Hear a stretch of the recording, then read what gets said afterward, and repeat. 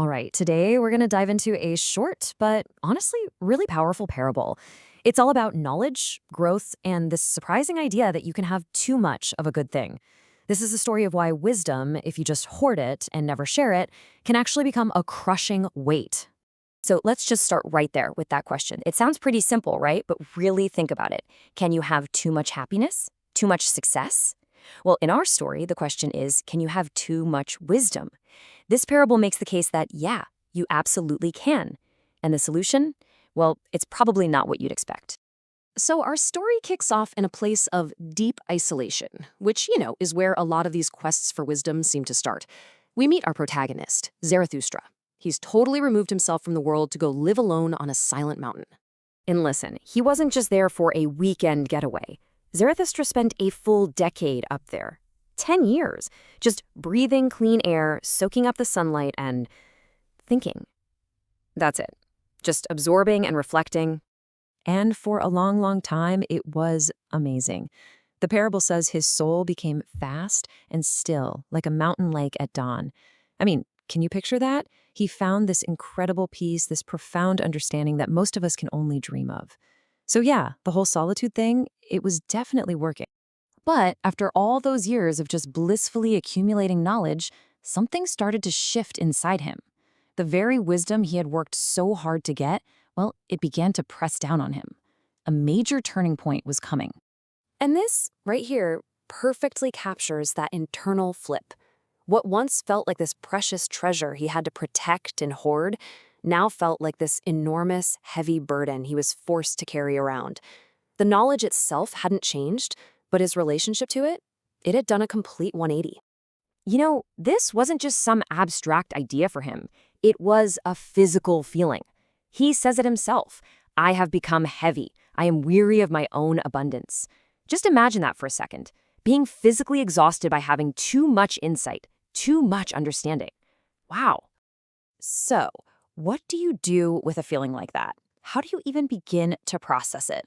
Well, he turns to a few really powerful metaphors to try and make sense of his situation. The first image he uses is a bee, and a bee's whole job is to gather honey, right? It's a symbol of being productive and successful. But what happens when a bee gathers too much honey? It gets so heavy it can't even fly. The very thing it worked for, the fruit of its labor, is what ends up grounding it. For him, his wisdom was that honey. Okay, so this next metaphor, it adds a real sense of urgency. A full cup, that's a good thing, right? It's a sign of having plenty. But an over-full cup, that's a vessel under serious pressure. It's becoming unstable. And he realized if he didn't find a way to let some of this wisdom out, that pressure was going to build and build until it shattered him completely. And this final one, this is really the key to his whole breakthrough. Think about the sun, one of the most powerful things we can imagine. It doesn't hoard its light and heat, does it? Its entire purpose is to give it all away, constantly. Zarathustra realized his own spirit had to be like the sun. Its purpose wasn't just to shine for itself, but to illuminate everyone else. So putting all these insights together led him to one single, absolutely inescapable conclusion. He had to change course. He had to leave the mountain. This brought him to this concept of needing to go under or descend from the mountain. And this part is so crucial. This wasn't some moral obligation. He didn't think, oh, I should go down and help all the poor, unfortunate people. It wasn't about duty. It was an act of pure self-preservation. It was an internal need that came from his own spiritual overflowing. And that brings us to the great paradox of the whole story. He had reached the absolute peak, the highest of heights in terms of solitude and insight.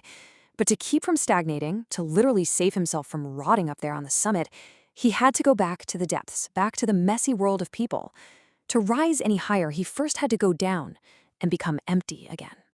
It's such a powerful story, right? But what does it actually mean for us, you and me? Let's try and boil down the core message here. So the big lesson is that knowledge really only finds its true purpose when it's shared. Real, meaningful growth isn't just about taking things in and accumulating more and more. It's a cycle. It actually requires giving back. It's in that exchange with other people that true value is created. And that leads to that wild paradox we talked about. To actually preserve what you have, to keep it fresh and alive and valuable, you have to be willing to give it away. And that leaves us with one final thought. A question for you to take with you. Just take a moment and ask yourself, what's the honey you've been gathering?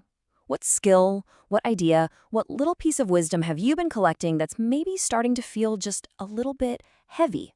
What do you have that's ready to be shared with the world?